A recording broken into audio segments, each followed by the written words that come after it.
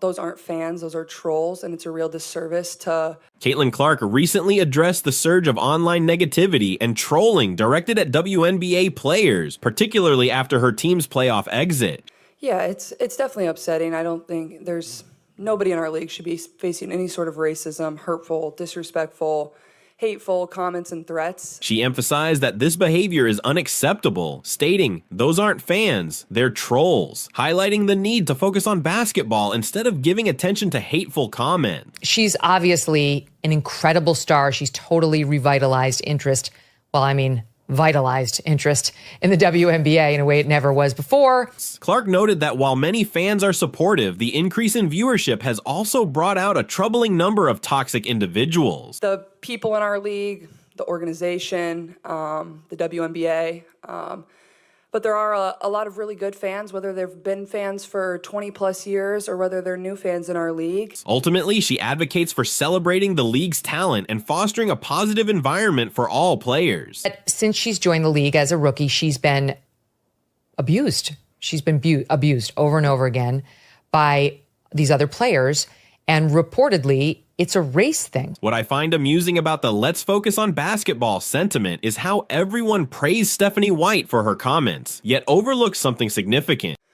Yeah, I think that's, there were so many moments, and every place we went was so unique, honestly. It's fun to kind of look back. Like, people always ask me, like, what's your favorite road arena? And I'm like, they're all so different and unique in their own way. And Collier's incredible performance, scoring 42 points, then 38, and averaging 40 in a playoff series for the first time ever. This achievement has barely been mentioned. I've noticed that I'm discussing Collier more than many longtime WNBA fans who seem more focused on criticizing newcomers like me. Many black women inside the WNBA are resentful that this white woman came in and is getting all this attention. But hey, let's hear what Caitlin Clark has to say on the matter. Those aren't fans, those are trolls, and it's a real disservice to... I appreciate how James Boyd pointed out that Caitlin Clark has addressed these issues before, especially since some people claim she's been quiet. Obviously, for me, my first year here is like getting to travel to all these new arenas, and there was a few I'd already played at in college, but just doing it as my first time in the WNBA, like, those are moments you're going to remember within themselves. And obviously LA was special. The crowd we have there. Do they really expect her to comment every time something happens to a player? That would just add stress for her. It's okay to be a hater in sports. Like, hating in sports is a part of the game. Like, I like when our fans are so engaged and so passionate that they just don't like the other team. But being racist, sexist, and violent with your words, come on now, what are we doing? Honestly, I think many of these critics don't genuinely want things to improve. Group cannot be a representation of what the WNBA would want in their league. This is our league. This was built, like, I feel like as a women's basketball historian myself, I've been watching since I was 5. I was here before the league started.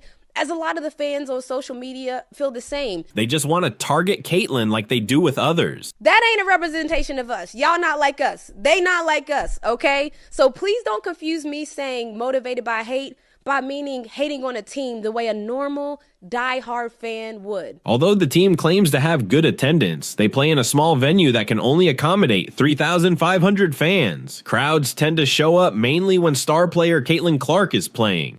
For instance, let me just give you some examples. A die-hard Falcons fan can hate the Saints, but they would be going a little bit too far if they created nude AI pictures of Saints players and then sent them to the Saints players' families.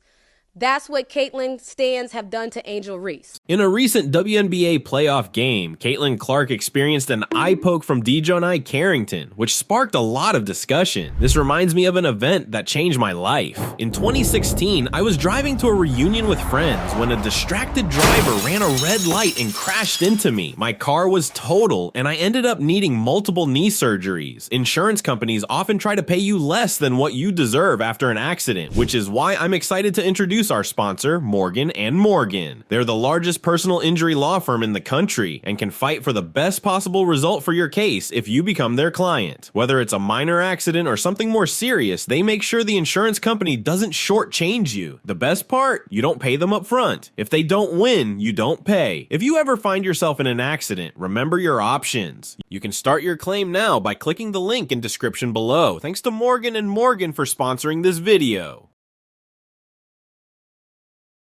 They seem more focused on dragging her down rather than fostering any real change.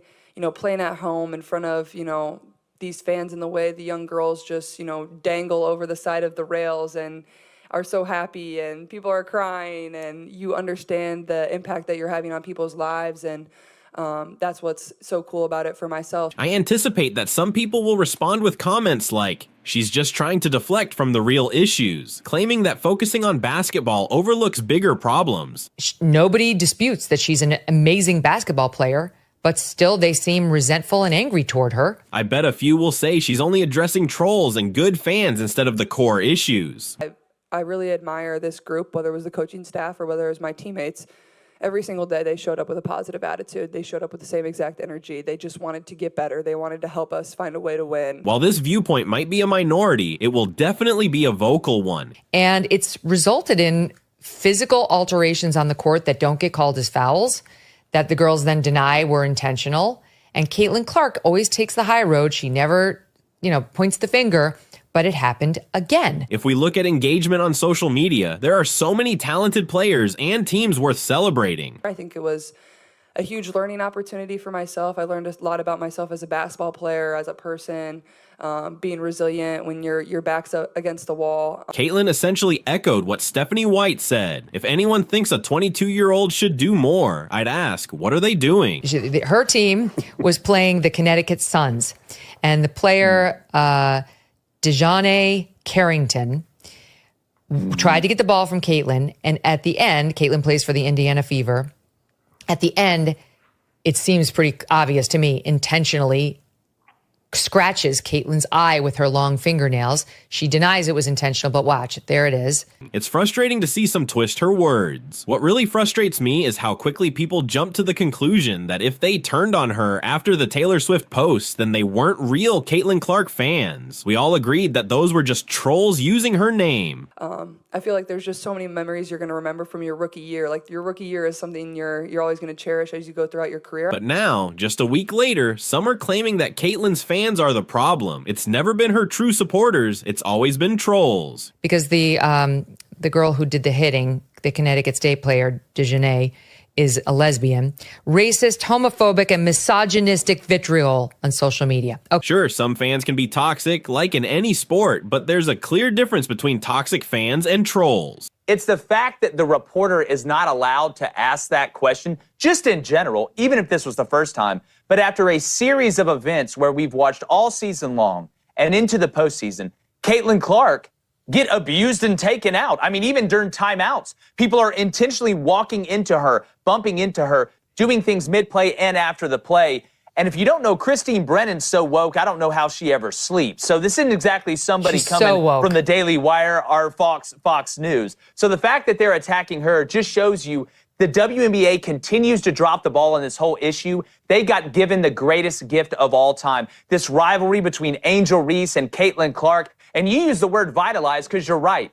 Caitlin has been consistent in her stance, even defending others on live TV after the incident. And for those saying it was just trash talk, it's important to note that this occurred after the game, not in the heat of the moment. Caitlin Clark consistently shows respect while still standing up for others, like Angel Reese. It's impressive how she defends her peers, demonstrating a level of maturity that many lack. I fundamentally deny, and I think you're basically lying if you're saying what Caitlin Clark did and Angel Reese did are the same thing. They're not. I like trash talking. If you hit a big shot in the moment, or you're talking in the moment, back and forth, and you do this or whatever, you talk, I don't care. She's gone out of her way to support players like Angel and Kennedy Carter, even when it might not have seemed warranted. That is not what Angel Reese did. Angel Reese, they were up 15 points. We have a side-by-side. She followed her after the game was over, doing this to her, doing this. Find me one example in any sport of anybody after somebody wins a championship, confetti coming down, not in a close game, and find me a player stalking the best player on the other team. It does not exist. It does not happen. Despite her efforts,